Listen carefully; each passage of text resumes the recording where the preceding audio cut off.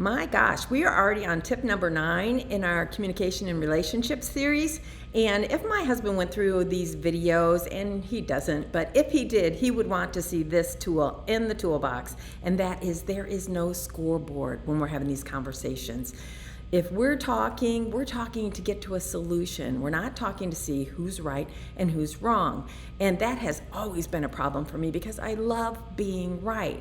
And being right is usually at the expense of the other person. The other person feels like they've lost, like maybe their opinion is devalued.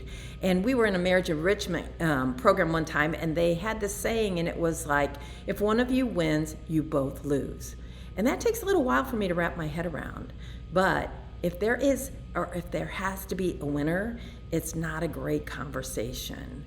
Now, when we were engaged, and we're talking almost 30 years ago, my husband, who was my fiance at the time, he came to me and he said, listen, you can either be right all the time or you could be married, but you cannot be both. And back in that day, I had a problem with that because I seriously thought I was right all the time. If you can relate to that, then heads up, you got a little work to do. I really could not open up my mind to listen to his perspective or to his insights. And when I went back to my mentor and told her that, because I really did want to get married, I just thought I was right all the time.